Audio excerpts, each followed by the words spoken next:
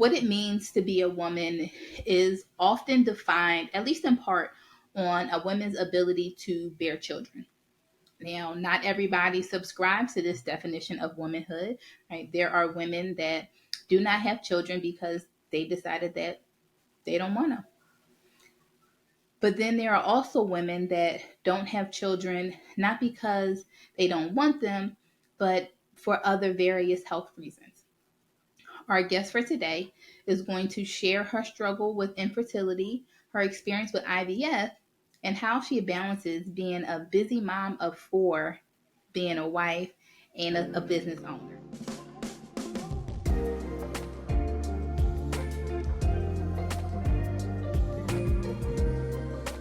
To the Perfect Partner Podcast, a show for those of you who have not given up on love despite its challenges, where we have productive but difficult conversations about those things that can really affect your relationship. I am your host, Erin F. Darton. I am a certified emotional intelligence and relationship coach, and I am on a journey. I think it's my purpose at the moment to help you understand the importance of emotional intelligence and building and maintaining healthy romantic relationships. My guest for today is Amber Moore. Amber is an inspirer. She's a lover of people. She is a wife, a mother of four, and a business owner, just to name a few of her many roles. And she balances all of this every day, y'all. With love and bigger priorities knocking at her door, she left a successful career to pursue a deeper calling. I understand that, right? And what she does is she equips other women with the tools to achieve more in their personal lives. So, Amber, thanks so much for joining us. Hey, Erin, thank you so much for having me. I'm so happy to be here.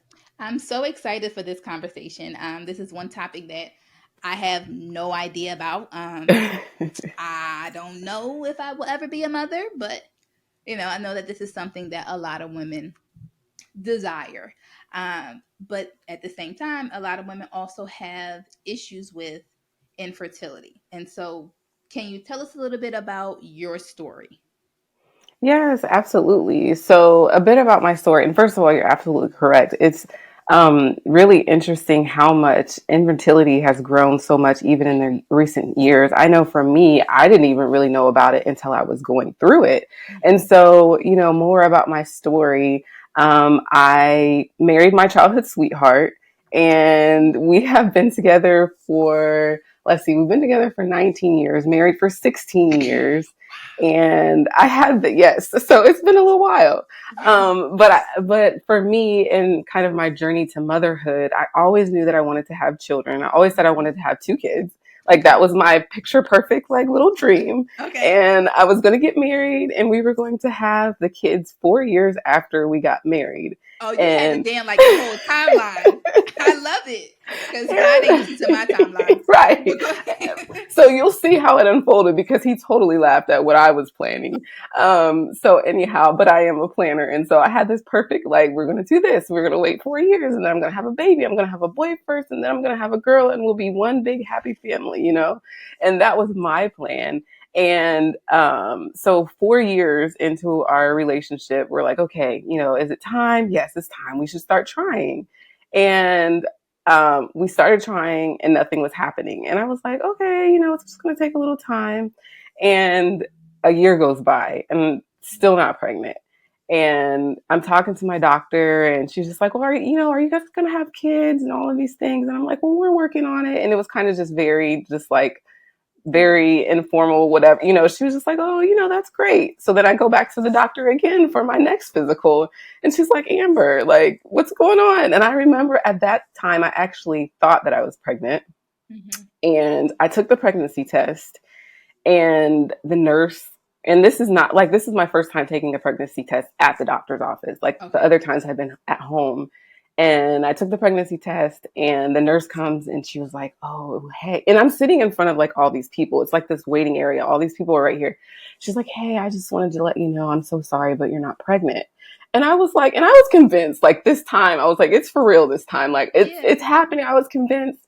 And she was like, you're not pregnant. And I just felt like everyone was like staring at me or something. Right. Like, you failure. Like, what are you doing? How are you not pregnant? That's how it felt to me. That's how I internalized it.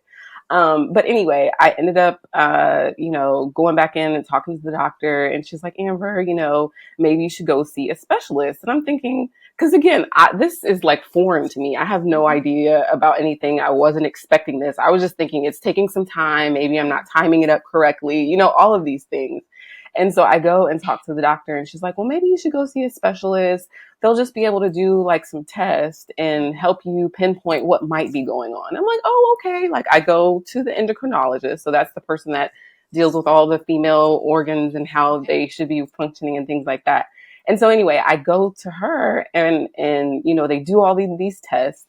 They do tests on Larry too, which is my husband. And like, they're doing all these blood work and all this stuff. And I'm like, okay, they're going to tell us what's going on. And then like maybe next month we can just, look at the calendar and figure out when I'm ovulating and then we'll get pregnant. Right. But that's not how it went. So, the doctor comes back and they tell us all of these, like, this is your levels for this, and this is his, counts for this, and all of these different things. And ultimately, they start laying out all these options. Well, you can do IUI and you can do IVF and all of these things. And we're like, wait a minute, what? Like, it was Right. like, what do these things mean? What are you talking about? And so anyhow, they gave us some brochures and we started to like educate ourselves on what does infertility even mean? What is going on? What are our options? And we started our journey into IVF. Okay, so I know you said when the doctor first said you're not pregnant, you felt like a failure. Mm-hmm. So after going to the specialist and them pretty much confirming that, right, there may be some other issues going on. Like, how did that make you feel?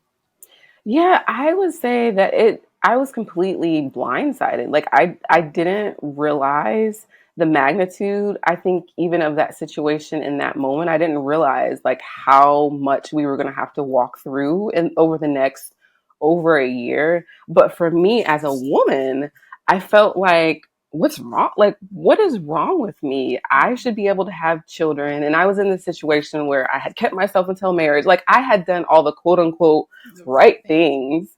And it was just like, how am I not able to, do this? And so it made me feel inadequate. And like you were saying earlier in the beginning, women feel like, okay, whether you want to have kids or not, you feel like you should be able to at least have children. And so for me, it was this internal like insufficiency that I hadn't had to deal with for quite some time. Right.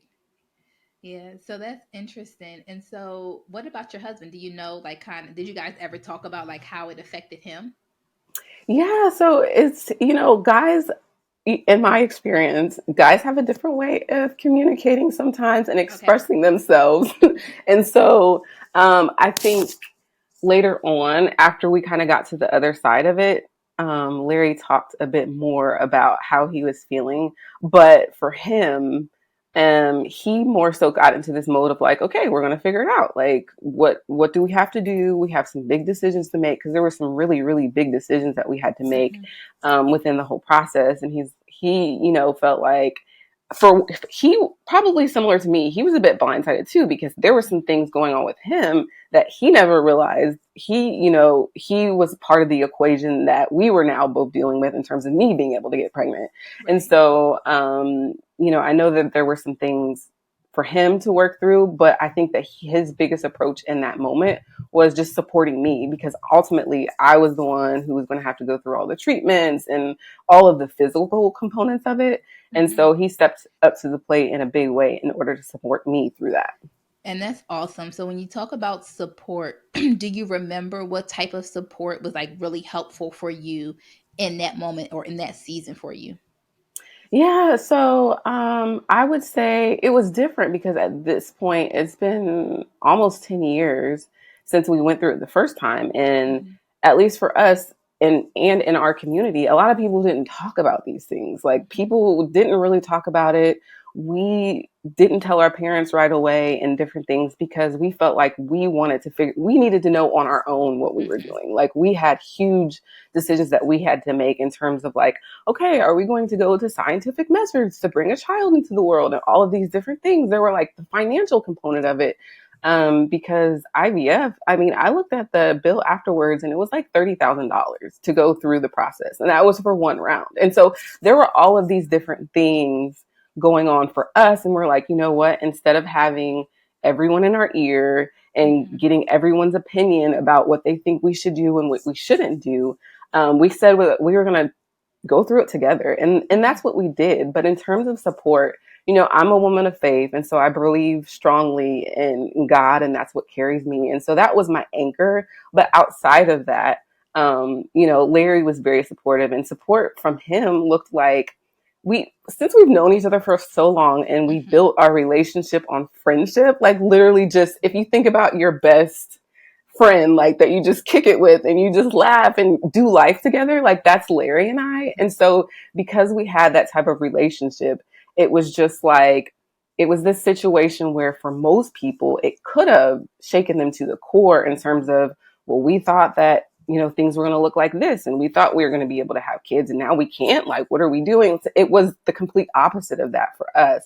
It was support magnified because we were all we had as we were going through this. And so he would be very gracious in terms of, you know, listening to me and how I felt and, you know, talking through the different emotions that I was dealing with. But then also, too, when it came time to start going through treatment and things like that, I mean, he would just give me my shots and administer, you know, all the different things that come along with it. I mean, he would just do it. And we also had this kind of um, I think the best way to describe it is like understanding. Even when we weren't saying anything, we could tell if each of us was kind of having like a moment. And Mm-hmm. so in those times, I feel like we would give each other space.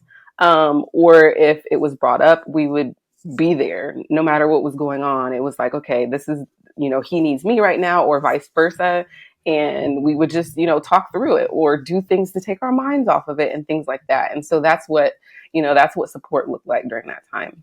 And I love that you said you guys worked on this together, right? You didn't want the outside noise. You didn't want people sharing their unsolicited advice or any of that. And I love that because I think that can, outside people mean well, right? Yeah. When people are sharing, they definitely, I think most of the time it's coming from a place of love. They want to help, they're concerned. However, people don't realize that that's not always helpful. And I'm Mm-hmm. glad that you guys had, the intelligence to realize that, right, that may not be what we need right now, especially while we're still trying to figure it out, right? That just may Mm-hmm. add more confusion to it. I love that. Mm-hmm. So when you say, sometimes you had a moment or he had a moment, was there ever a time where you felt like, you kind of had to support him or, kind of be that space for him? Like, and how did you do that when you were still going through the same thing? Yeah, that's a good question.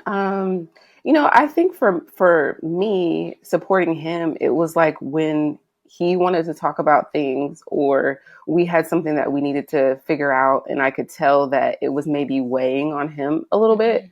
Hmm. I would be there, like whatever I was doing, and I'm, you know, like that workaholic type. At that time, I've grown a lot, and so I'm, Hmm. you know, I know how to set more boundaries and things like that now, but it was just like I would take the time to like get home if I could hear the tone on the, you know, in his voice, or if I could see him kind of like drifting into this place of like, what are we going to do, what's happening, then just do different things to help, just be there and be a friend, even though I was going through it myself. It's one of those things that in life in general, when we're so focused on our own problems and that's all we think about and all we spend our time doing is like, oh man, this isn't going right or this isn't going right. But when we take the time to do something for someone else and make them, you know, have hope or different things like that, then it actually encourages us in the process. And so I think that that's, you know, something that happened during that time for us too. It was like, okay, I understand that I'm going through something, but he's also going through something completely different as my husband. And so, you know, while I might have a moment or he might have a moment, like let me look beyond myself in this circumstance and support him in his needs. And ultimately, at as I'm doing that, I'm also supporting myself in a way. I don't know. You're the emotional intelligence person, so I don't know if that makes sense, but that's kind of how I think about it. And so that's exactly why I'm smiling, because that is exactly what emotional intelligence is, right? Recognizing that we both are allowed to feel the way that we feel, right? You both are going through this experience. It may affect you, maybe not, maybe may affect one more than the other, but either way, you are both allowed to have these feelings, right? There's space for both of you. And it's about, right, recognizing in this moment who needs more. And so that's why I was smiling, because that's exactly what it is, right? That is a clear example of what emotional intelligence is. You feel how you feel, he feels how he feels, but you said you guys are in sync so much that you can kind of see, okay, right now he's having a moment. So I need to make sure that I have the space for him and I'm there to attend to his needs and what he needs. And then he also did the same thing for you. That's exactly what emotional intelligence is. So I love that. Oh, okay. Yes, Well, good. absolutely. We did something Absolutely. right.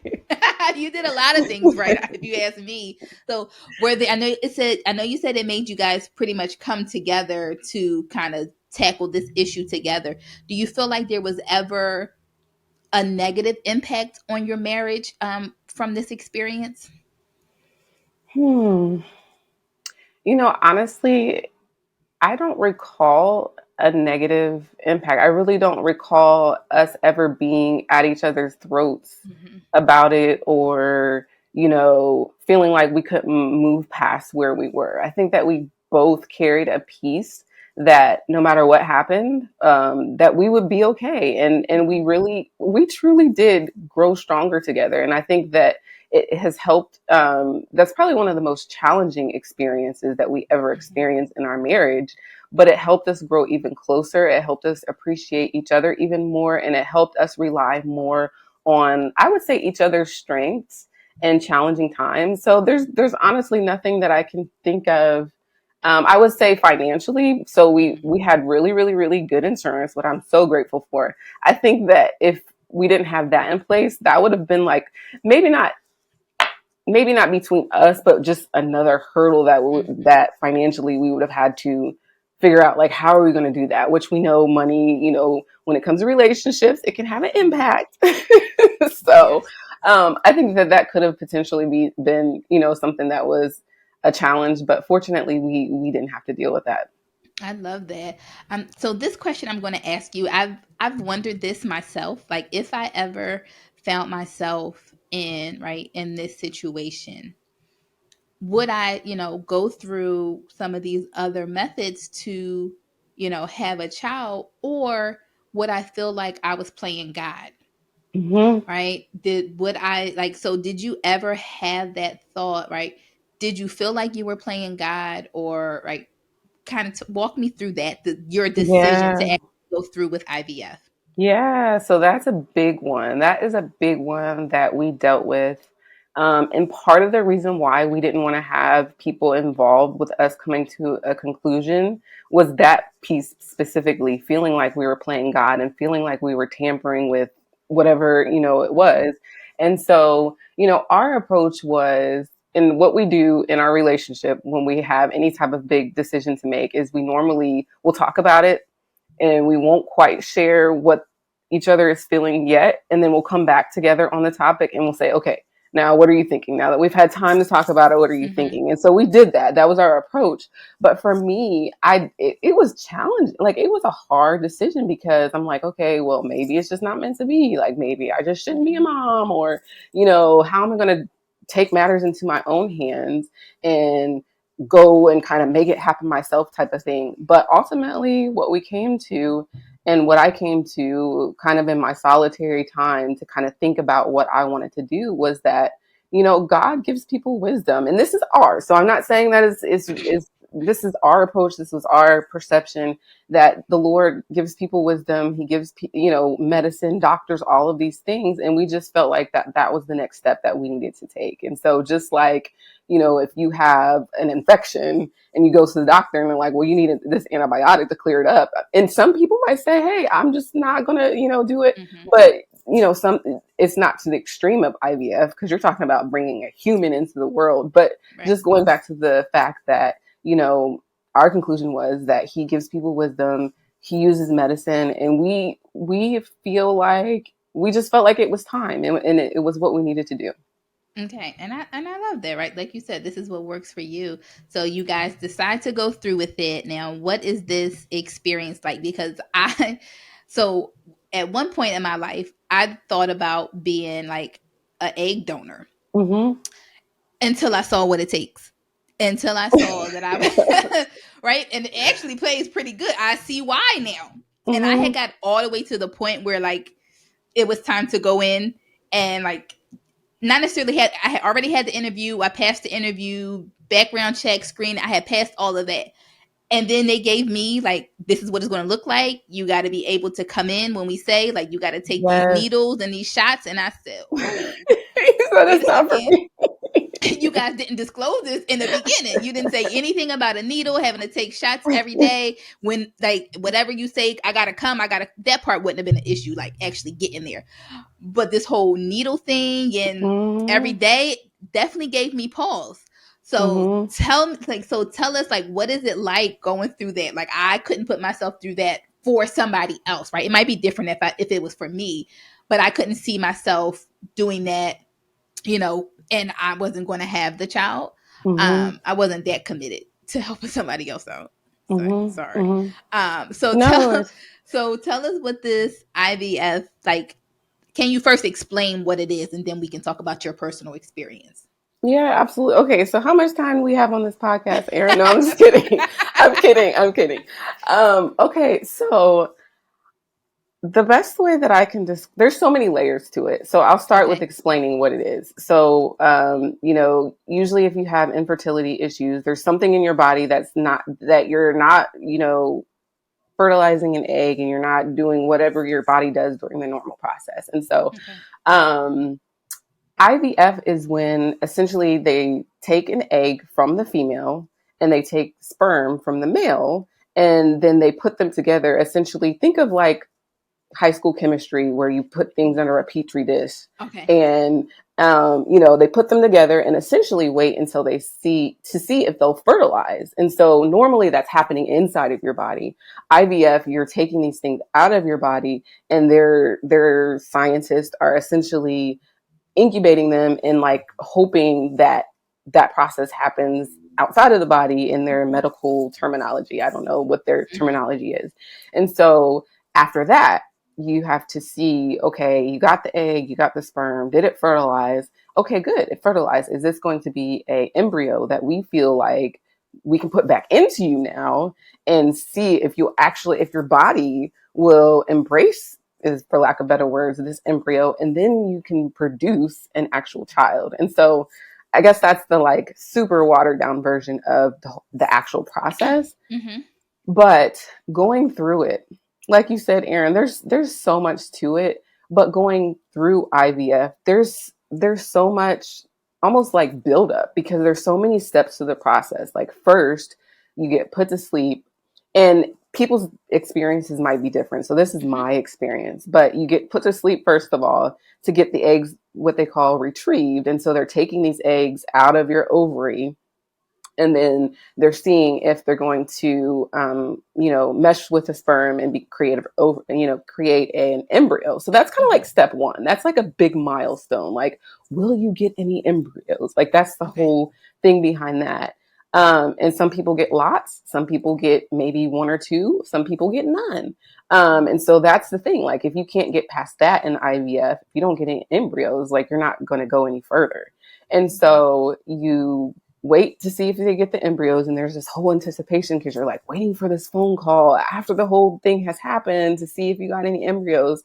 We got four, so that was our experience. We got four embryos, and then after that there's all of these, and I kind of jumped ahead, but to even get the eggs out and go into this embryo process, there's a lot of medicine where they have to basically get your body to essentially ovulate, and so you have to Mm-hmm. go through all of these processes to actually, for me, my body wasn't doing it naturally. So they had to give me all of these medicines. Like I had a whole list of take this on this day. And you had to take, I was probably taking 4 or 5 different hormones at a time and different pills. And I'm getting injections like into my stomach, Yeah. into my butt, all different things. And so you were talking about it earlier. they're monitoring your blood to see if you have the right counts and all of these things at certain times. And so, for me, it was a lot because I was working in corporate America at that time. I had a highly visible role.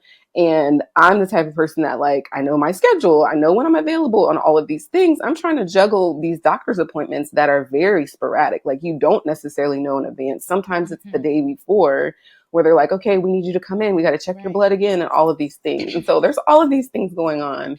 Um, so that's kind of leading up to the retrieval. Then you have the retrieval. They tell you if you have, an embryo or not. You're still taking these medicines because you need to keep your levels at a certain, level in order to be able to for them to put that back into you, and so then you can see if you can get pregnant. And so again, even in that, there's this waiting period of like them trying to basically get your body to a certain level at the right time to pinpoint when all of these things are going to happen so that you can now come back in and get the embryo.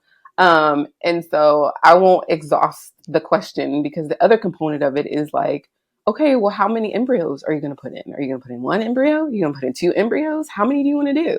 And so there was all of that we were working through as well, and why sometimes people with infertility that are going through treatments, you see people with multiples because more than likely they probably put like more than one embryo to help increase their chances of actually getting pregnant. So Okay, so one embryo doesn't necessarily mean like each embryo you put back doesn't necessarily mean that is going to form into a human. Is that what that means? absolutely, yes, yes. So each embryo, it may or may not. Like you may do one and you get pregnant. You may do one, and unfortunately, it doesn't, go beyond that phase, and so you don't get pregnant. Or you could do two and only get one, and so each embryo may or may not evolve into an actual fetus, and into a child. Wow. So I've heard people talk about, right, they had to go through multiple rounds, or, Hmm. right, they couldn't. So maybe then, like, they tried something else. Hmm. So when they say rounds, do they mean in terms of putting the embryos back? What does like a round consist Hmm. of? Hmm. Yeah, so the different rounds consist of, and people could end up getting stopped at different points in the process. So, when each round is essentially going through this, getting the medicines and everything like that so that they can get your bodies to a certain level and do the retrieval, which is taking the eggs out and then going through the embryo process of putting it back in. And so sometimes people go through the whole process, and it's several months, just the medicine and the retrieval and all of these. It's several months of treatment in order to get your body ready for that. And so when people are going through multiple rounds, it may be that they didn't get the embryos on the first time, or I'm sorry, the eggs on the first time, or maybe they didn't get the embryos, or maybe they got all the way into the point where they put the embryos in, but they didn't get pregnant. And Okay. so it could be at different phases as far as the different rounds. Okay. So you said your first time they got four embryos. Like, how many did you put back, and how many children did you have? Like, I don't, is that how, yeah, I think that's how that works. Yeah, it is. It is. Okay. So I will say before we got to IVF, which was like for us the ultimate kind of treatment for the infertility issues that were on the table, we did do IUI, which is a little less intense. So IUI is oh goodness. I've It's never heard of my that. name. IUI is kind of like something that you can go through before IVF, but it's not as intense. Is the best Okay. artificial insemination. That's what it is. Artificial insemination. Okay. So we did that probably 3 times, and then when that wasn't working, then we moved on to IVF. Okay. IVF, which is a little bit more intense. So the in vitro fertilization. So we did IVF once and got pregnant. So the first time we put in two and we got two. Yes. So that's where the twins, that's how, so I have the 9-year-old twins, and that's how they were conceived, was through IVF the first time. And I Wow. won't go into a whole long story, but we ended up doing it again. We put two in. because we had two left. And that was a whole thing too. It was like, okay, now we have these four embryos. We said we only wanted two kids. There's this whole decision making process after Right. that. What are you going to do with these other embryos? Our embryos were frozen. So all four of them were frozen. And it was just like, after we got the twins, we were like, well, now we have to figure out what to do with these last two embryos. And Right. so that's how we ended up getting pregnant. Um, Again, we put two in, and we actually lost one. And Okay. so we have three children through IVF, and then one that was a surprise. That is so awesome. So how long did the from the retrieval to the birth, how long is that process? I would say, I mean, so you carry for 10 months, technically, I think it is. So I would say a couple of years, maybe. I mean, from Wow. going to the doctor and finding out that doing the testing and finding out, the things that we had to, resolve, to starting the whole process and going through IUI three times, and then finally IVF. So I would say probably about 2 years. Wow. That's amazing. So Hmm. now you are a mom of four when Hmm. you only wanted two. You wanted a boy and a girl. You had your boy and girl first. I did. Who's older, your son or your daughter? He's older by 1 minute. Well, look, you Hmm. wanted the boy first, so you kind of got that. You just got two extra, which is great. Now, I can't imagine having children, let alone four. Hmm. How in the world do you balance four children, being a wife, and a business owner? Yeah, it is. Well, let's back up. Let's back up. Before you quit corporate America, did you Mhm. have any of them before you quit? I did. I had the twins. I've Okay, had the just the twins. two. Okay. Hmm. So you quit now, business owner, mama four, and wife. How? Hmm. Because I don't have any children and I'm struggling over here by myself. We talk about this all the time, Amber. And I'm like, this is too much. I couldn't imagine doing it with children. Yeah, it's a lot. The way I describe my life is constant. There's always something going on, some all the time, basically.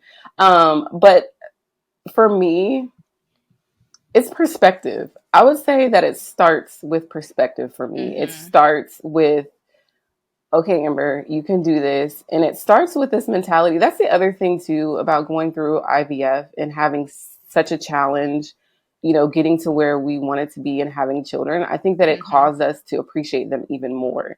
And so for me, um, whenever I see my children, and there's moments where I'm like, this is a lot. Y'all need to calm down. But, I can pull it back and I'm like, wow, I know that there's people out there who want to have children and don't. I know that there's, I'm very blessed that my children are happy and healthy and all of these things. And so for me, it starts with this perspective of being grateful for what I do have. And then also, I'm huge on planning. And so I try to get ahead of what I call it controlling the controllables. And so I try to control the controllables as much as possible so that when things out of the plans and different things pop up, or when people need, the little people need all of these different things, at least the things that could be under control, the meal planning, the getting ready for school the next day, all of the things that happen in order to kind of keep the ship afloat. When I've had the things that I can get out of the way under control, when all of these extra things pop up, it's not as intense because I don't have 20 things to do. I only have 5 things to do because the other 15 were already taken care of. And so I would say, just planning, and there's a huge level of sacrifice. Whether you have one kid or 4 children, 5 children, 6 children, there's a big level of sacrifice that, sometimes I was talking on social media yesterday about how I wanted to take a nap, but I didn't take a nap because I had things to do. And so there's that's kind of always, at the forefront of, I know that, if I don't do these things, it's just gonna, as a woman, at least in my house, I feel like I set the tone. And if I don't have my things together, then the wheels are going to fall off for everyone else. And so that helps me and motivates me to keep things on track, because I know that I've got to I've got to do it. Like I have to do that. But on the other side of that, I will say that it's important for me in the way that I'm able to handle everything is my priorities are extremely clear. I know what's important, and I know that I can't be everything to everyone all the time. And ultimately, I also know that I have to be a person, a woman, before I'm a wife, before I'm a mom, before I'm even a business owner. And if I don't keep that healthy, and if I don't keep those things in check, everything else that I'm working so hard to make, you know, be what it needs to be is not going to be if I'm not 100% whole myself. And so that's another big component. I said a lot of things, but I'm just telling you, like, this is my approach Yeah. to like keeping it all together. And I admire it. So I love the last part that you were talking about, making sure that you are still a person, because I think even if you're not a mom, right, that's something that I even struggle with all of my obligations right now. I haven't figured it out now with my new right situation. So what are some ways that you right still tend to yourself? Like how do you make sure that you are still a human and that you have enough to pour into everybody else? hmm Absolutely, yeah. So I won't say that I've always had it figured out. I certainly went through this journey of like, okay, Amber, what has always been important to you before you had a family, before you were a wife, before you had these other responsibilities?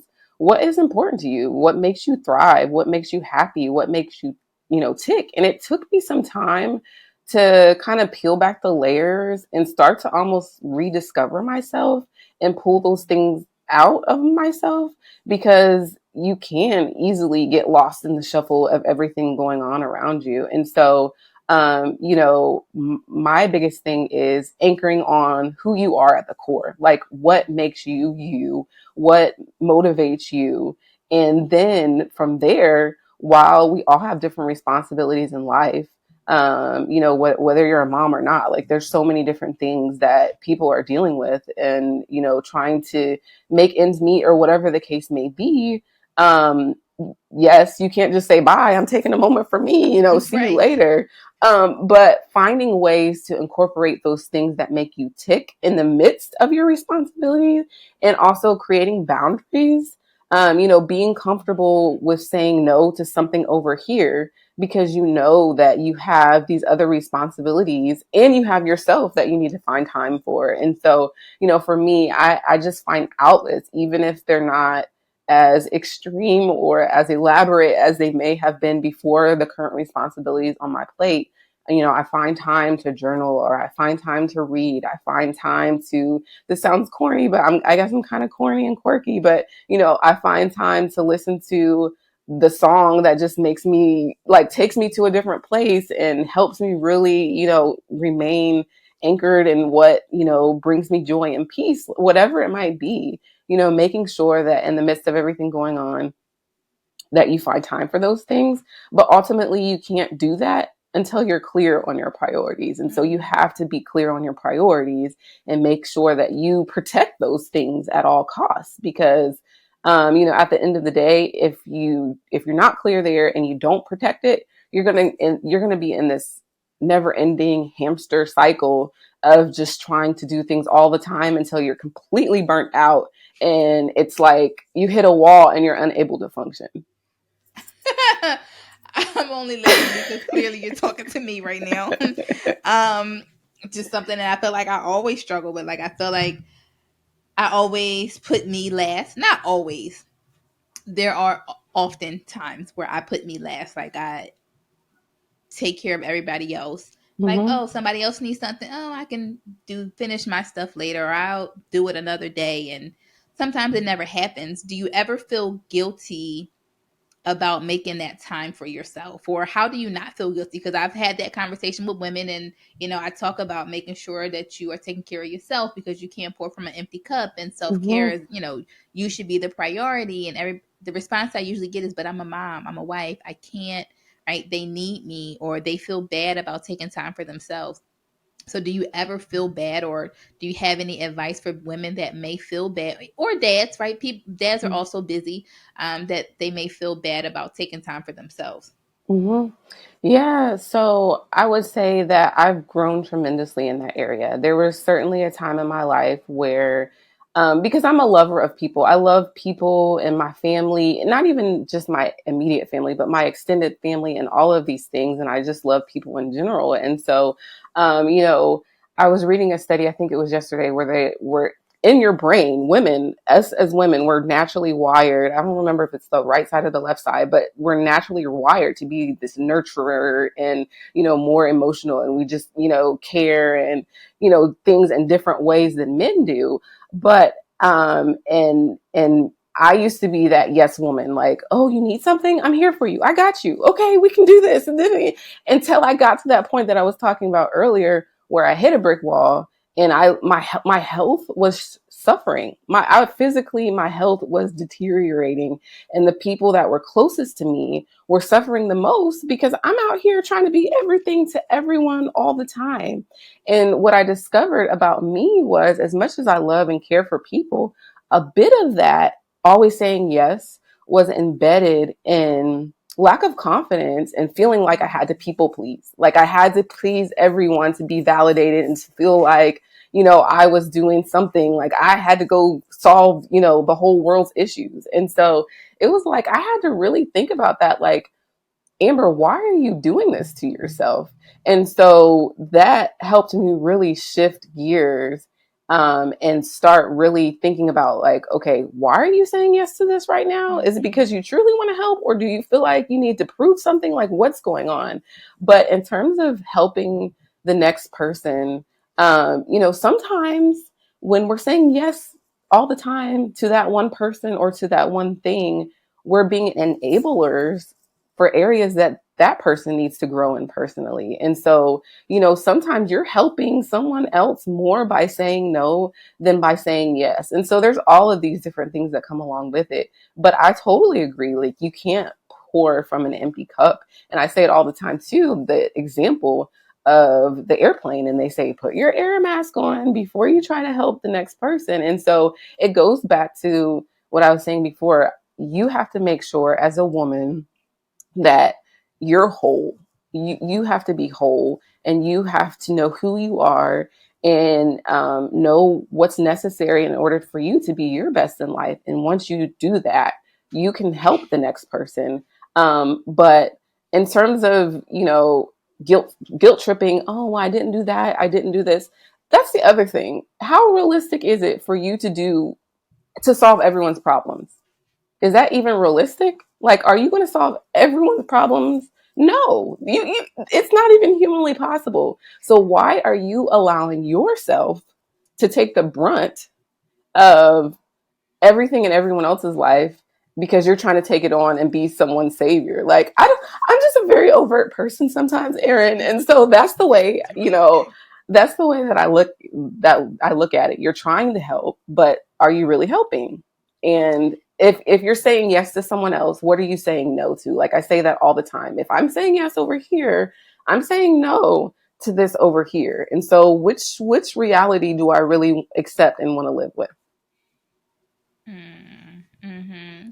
Yeah, I'm just, because you're talking about me. I am I am a reformed people pleaser. I've been working on it. I've done a lot.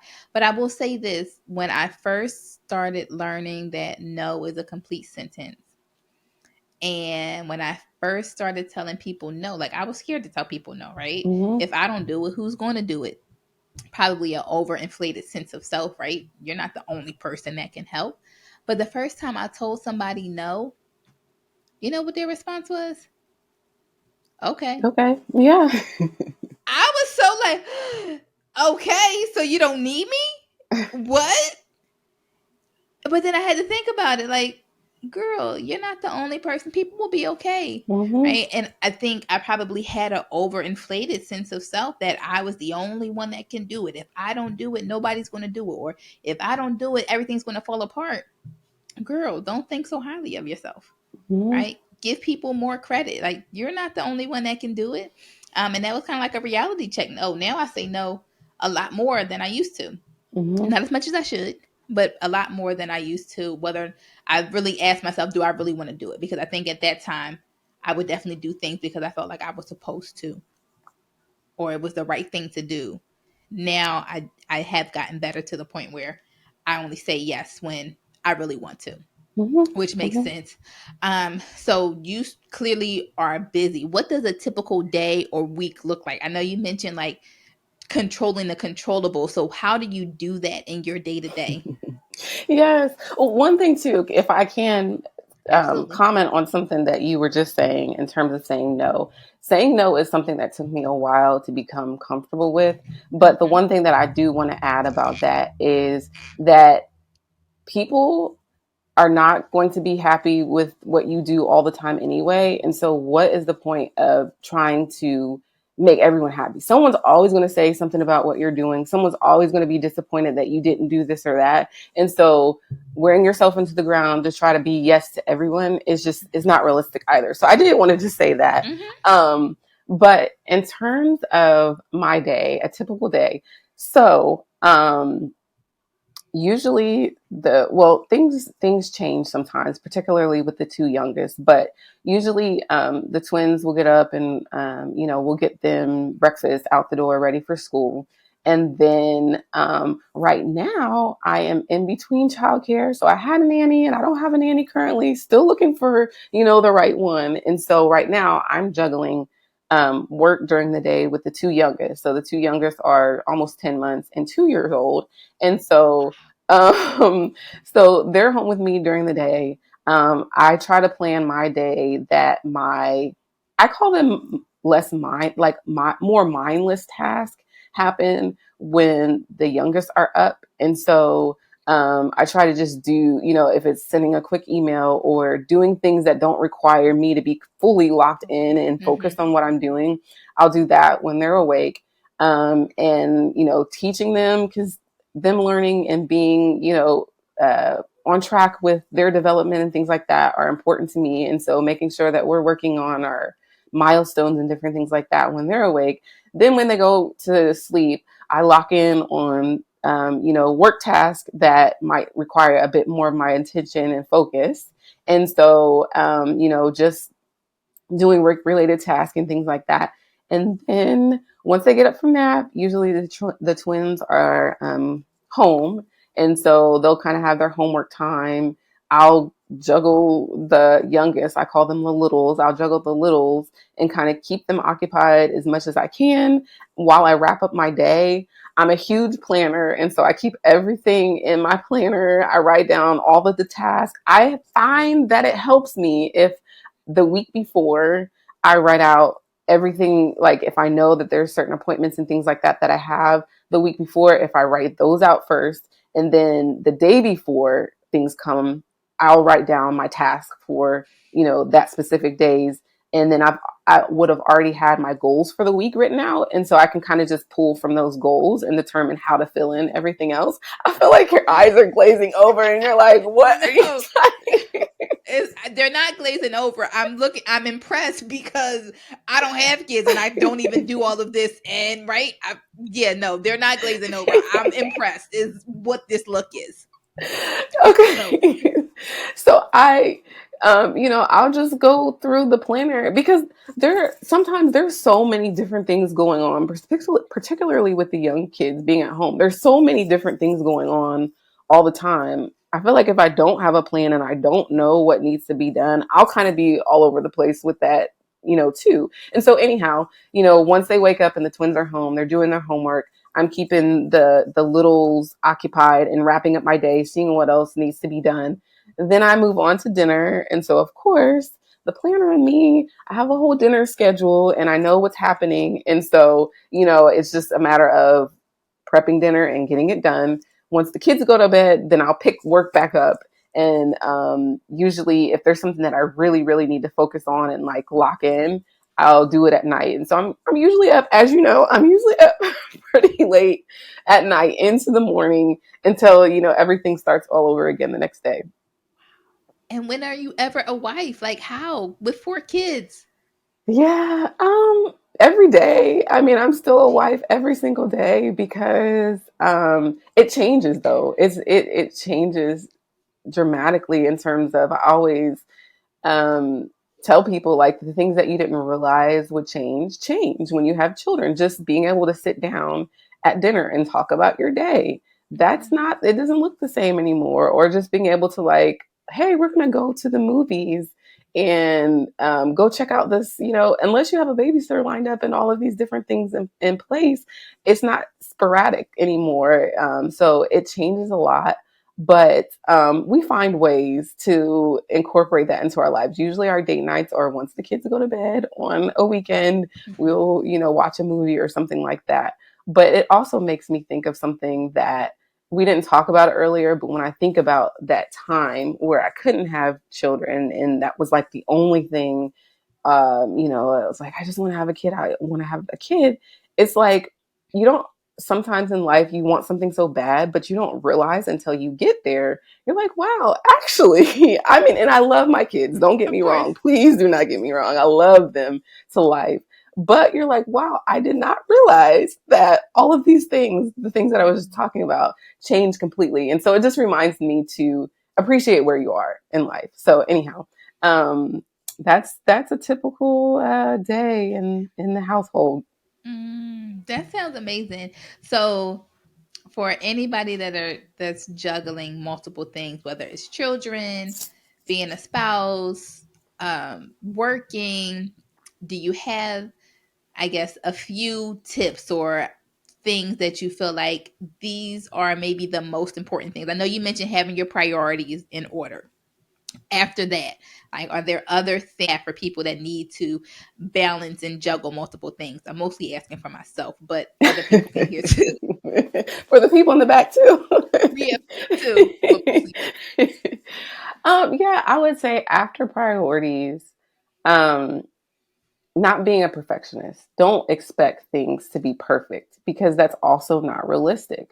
Even if you have these three priorities that are at the forefront of your responsibilities at this time, don't expect that that will be perfect, that everything is going to look exactly how you anticipated, or, oh, I have to do it this way because the next person's doing that way, or, this person over here, she's doing this, she's a mom, she's a wife, she's this and that, and I only have whatever I have, and so I must be, half step, and I got to get it together. No, don't compare yourself to anyone else, and don't feel like what you're walking through has to be perfect all the time, because there are moments where you have no clue. There are moments where things get ugly. There are moments where there's trying situations and things like that.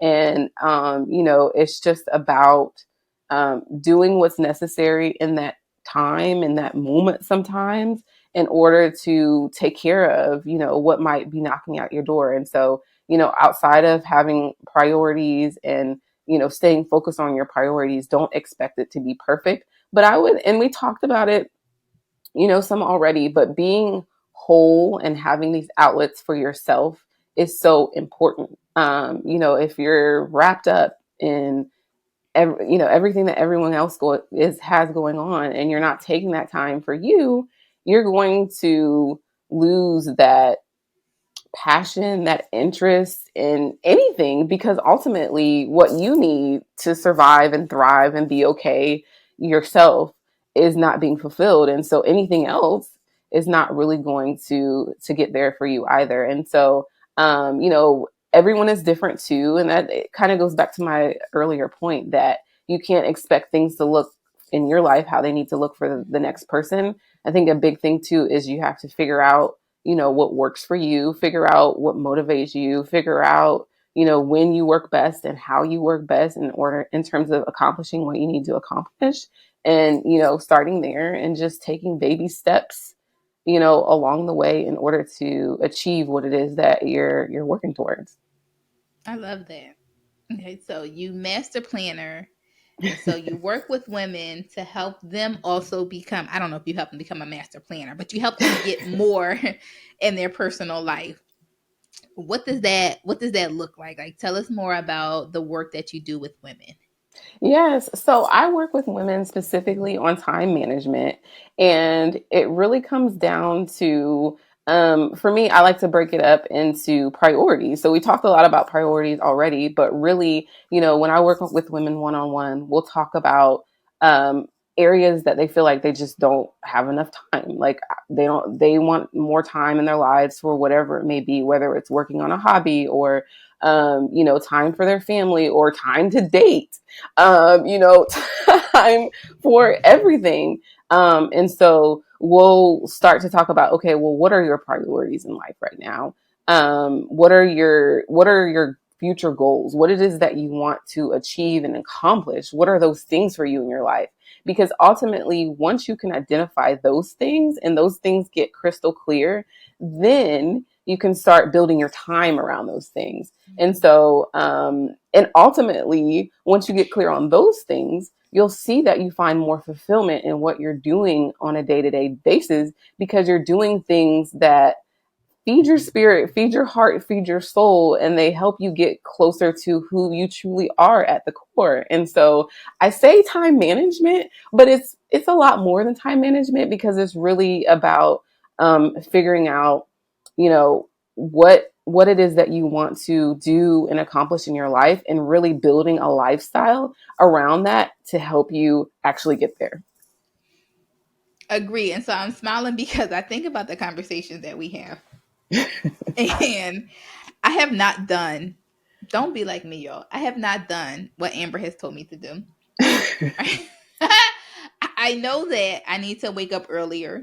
I need to get my day started earlier to so I could take care of some of my things before I tend to my other obligations. And you told me, right? Maybe not aim for 5 o'clock wake up time. Just do like 20 minutes, 30 minutes. And if I could be honest, I haven't done it yet. Come My on, alarm Aaron. is set right now. My alarm is set for 5:05. Most of the time, I don't even hear that alarm. I had two set. I had 5:05 and I had like 5:45. And the 5:45 like was really loud. It woke me up. And I just pressed snooze. And I thought this is Amber told me to put my phone across the room so that I don't do this. And I still don't listen. I'm sorry. I'm sorry. I'm going to do better. So y'all You don't be can do like it. me. So let me ask you this. How much of or what part of your experience or your personal life influence or impacts the work you do with women? Mm. Oh, that's I would I would say everything, Aaron. I would say everything. And not to go into a whole backstory of a journey that, I was on at one point in my life, but there was a time in my life where I was very unfulfilled. I had no sense of direction in terms of what I wanted to accomplish. I was depressed.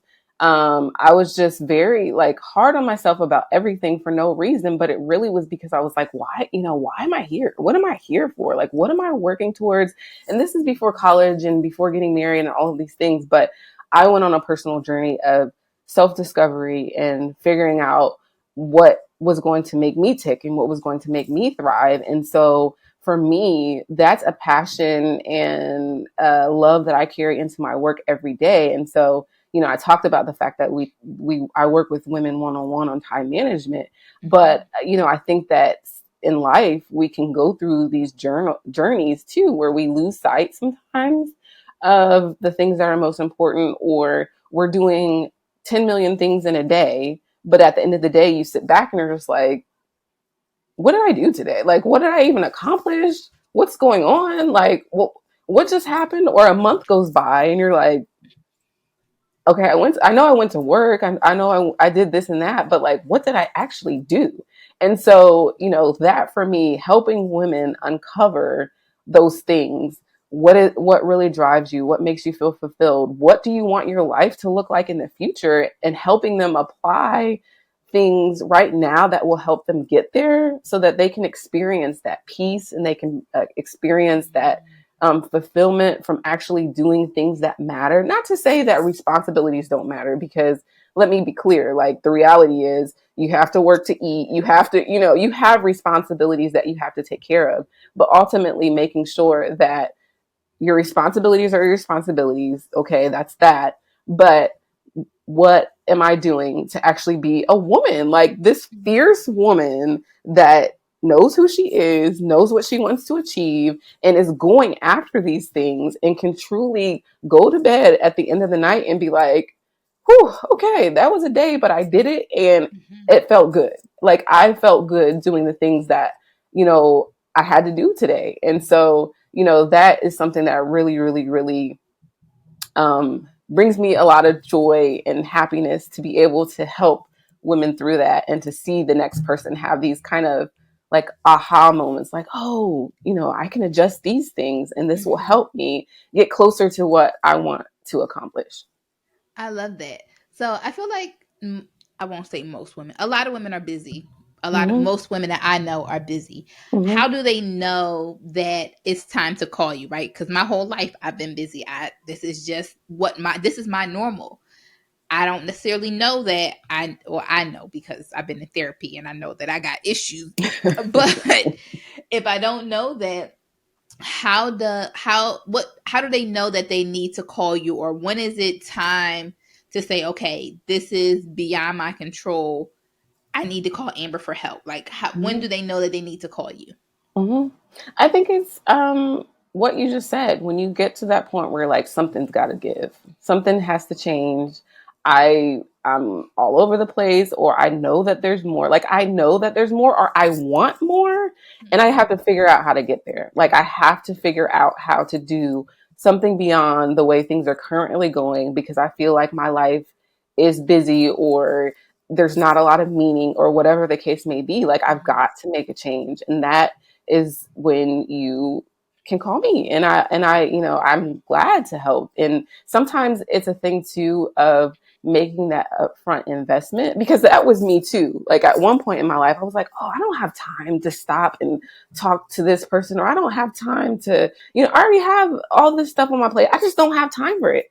But then it was like, Amber, wait a minute, you kind of don't really not have time for it. Like you need to make Right. the time for this in order to change the trajectory that you're on. And I say it often too that if you do the same things that you've always done, and I don't know that there's someone quoted it or whatnot, but you can't expect different results when you're doing the same thing that you've always have done. And so Hmm. I would say for the woman that knows there's more or wants more and has more that they want to achieve and want to accomplish or just balance out and feel like it's just not so hectic and chaotic all the time that you don't even have time to think, then, phone a friend, get some help. And that's another thing too. We didn't talk about that a whole lot, but receiving help and asking for help is Hmm. not like a kiss of death. Like, oh, oh my goodness, you couldn't get that done by yourself. You're asking for help. Like, be okay with asking for help. Hmm. So,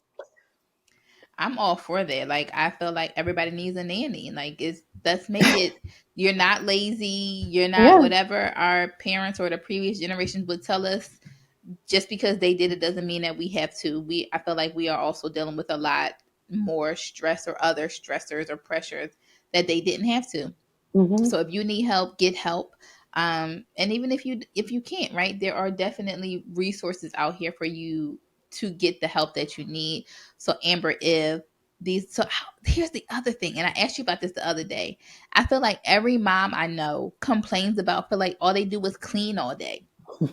Like so what do you do? And I would have to say I kind of agree because when I have my nieces, I feel like I text my best friend like, "Oh my god, I feel like I've been cleaning all day." Hmm. Like, what is that about? Like that everybody feels like they just clean all day long when they have kids.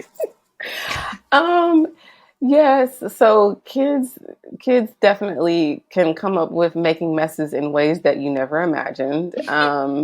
And so it is a thing that you could be constantly cleaning. But I will say that for me, that is one of the things at this point in life, and it has not always been that way. I outsource that. So again, we just talked about help. Okay, I said I can spend 4 hours or 5 hours, whatever it is, every week or every other week, whatever I thought was necessary, cleaning this house and making sure everything looks exactly how I want it to look. Or I can spend those same 4 hours either recharging my batteries or working on something that is going to produce income in my life, if we keep it real. And so, that is something that I outsource. And I think that you have to figure out, and that's one thing too with the mom. We talked about, help, like things. And if you're not in a position to do that, which I have not always been, um, figuring out just shortcuts. I mean, there was a point in time for me where it was just like, okay, Amber, you're going to have to accept the fact that your house is not going to look exactly how you want it all the time. That's You can run yourself into the ground and be completely exhausted because you've been sitting around cleaning, or you can enjoy the moments with your husband, or you can enjoy the moments with your children, or whatever it may be. And so sometimes, and I'm not saying just have your house looking crazy all the time, Right. but sometimes it's just making that adjustment, making that shift. You know what? Is it the end of the day? Is it the end of the world? I mean, if there is a toy in the middle of the floor, probably not. Okay, so go ahead and take yourself to bed tonight and worry about that toy some other time. And so it's finding this balance of what's most important right now. If it is getting some rest or finishing that project or whatever it may be, then that might have to wait for tonight. But then there might be the next night where you have the capacity to go ahead and tackle that at that time. And so it's just important to, again, not being in this like picture perfect perfectionist Mhm. world, because that's not reality. And sometimes you have to be willing to let certain things go for the sake of just having that balance in your life and being able to do other things besides focusing on things that may not matter in terms of the big picture in that moment. I love that. So if anybody listening decides that they need you in their life because their time management is all, they never get through their to-do list, or they just feel like they suck at juggling all of their obligations, how can they find you? And also tell us about your upcoming event. Yes, yes. So you can find me at lifewithmore.com. And that's more with two O's, my last name. So lifewithmore.com is my website. So you can go there. You can also find me. So more of the family component and things like that is making room for more on Instagram and Facebook. And so that's more with two O's again. And the four is the number four. So making room for more is where you can find me. And I'm actually excited because I work with women all overall, but this holiday I really wanted to focus on the moms specifically. And so Mm-hmm. I'm doing on Thursday night at 8:30 p.m. Once everyone should pretty much be hopefully settled and you can carve out a little time for yourself, I'm doing a holiday prep party for moms. And so we're just going to sit down and tackle the holidays. We're going to go over to a certain degree some of the things that we just talked about in terms of priorities, but overall we're going to just talk about how to plan so that it's not stressful. Like that's one of the things. You have so much on your plate all the time as a mom, and the holidays can get even more crazy. And so we're going to go put a plan together to tackle the holidays and be able to enjoy more of them this year. And so this Thursday, November the Yes, November the 2nd. 2nd, Yes. because the Yes. I first had is to look at my. tomorrow. Okay, Tomorrow's no, the the 31st. 3rd. When, yeah. So the 2nd, Yes, it is because the 2nd. tomorrow's Yes. Halloween. Yes. Yes. November Okay, 2nd. so November 2nd, I want you to also think about your Thriving Thursday tip as I reiterate. Okay. So, moms, the holiday season is coming. For those of you that celebrate Christmas, I prefer Thanksgiving, but whatever. There's lots of people that still celebrate Christmas, especially if you have little ones. And I know it can be a lot.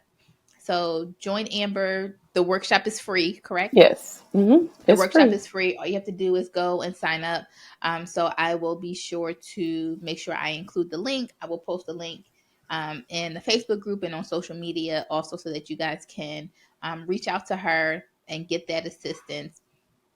So I'm going to let you give our Thriving Thursday tip. On Thursdays, I give a tip about how you can thrive in your singleness. And I don't mean single just in terms of your relationship status, I mean single in terms of you being a whole person.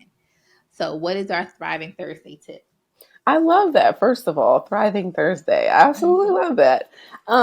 So my tip would be to get clear on where you want to be in life.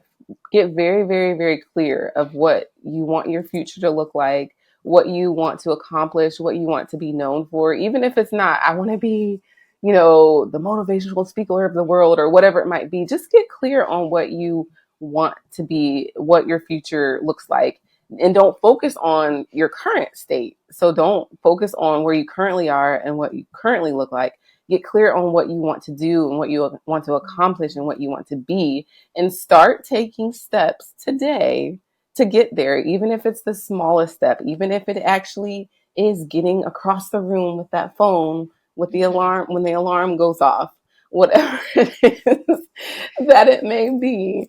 Even if it's looking into that program at school that you wanted to get your certification on, or whatever it may be, whatever it's going to take for you to get to the life that you want to have, start taking those steps right now. Don't make any other excuses. Don't waste any more time. Just start taking the smallest step in order to get there. And I would say with that, because we talked about controlling the controllables, if there's something in your life that you really, really, really want, but you have done everything humanly possible to get there and you haven't achieved it yet, focus on what you still can do. Maybe it's you want to be in a fruitful relationship with the person that you know is your significant other. This is a long tip, Erin. I don't know if you want Go for it.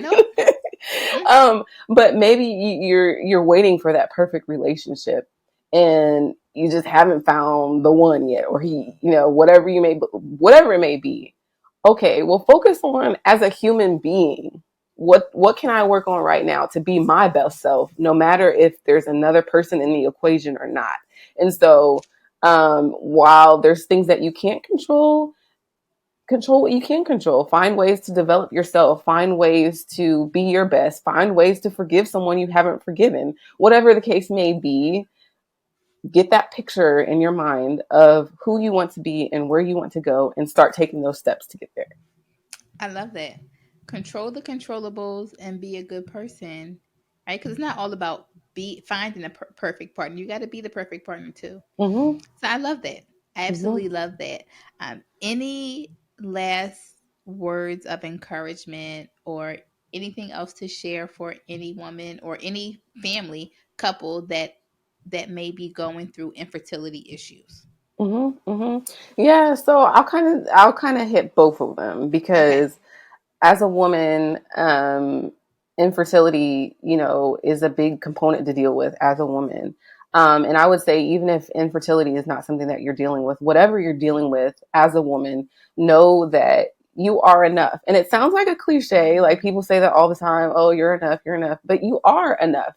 You are equipped with everything that you need inside of you to get to the other side of whatever it is that you might be going through. And so, whether it is, dealing with the loss of a loved one, or a job promotion that you've been wanting so bad and you haven't gotten it yet, or starting your business, or getting your degree, or dealing with a dysfunctional family, whatever the case may be, you are equipped to get there. And change your perspective a little bit. Don't just focus on what's not going right, but focus on who you are, and know that you have the ability inside of you to get to the other side. And you can use my life as a testament of someone who felt like, oh my goodness, this is not going to change. What's going on?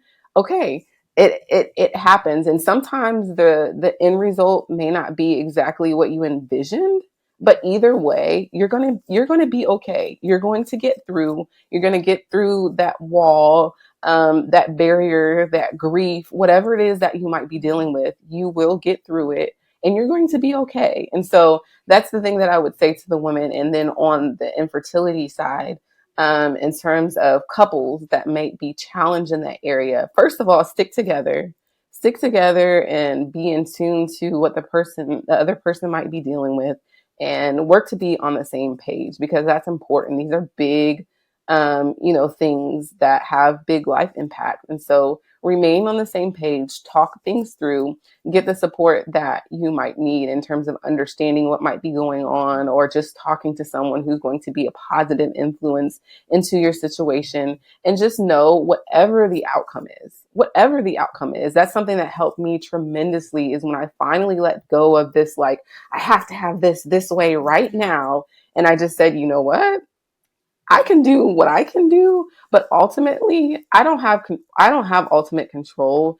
Be okay and know that whether you have a child or you don't have a child, you are still a human being that has the ability to impact other people's lives, and it doesn't hinge on having a kid or not. And so know that at the end of the day, whether you do that, there's nothing, wrong with not having children, first of all, but whatever the outcome is, know that you still are a great person deep down inside, and focus on um, amplifying those things in your life, and be okay with whatever the outcome may be.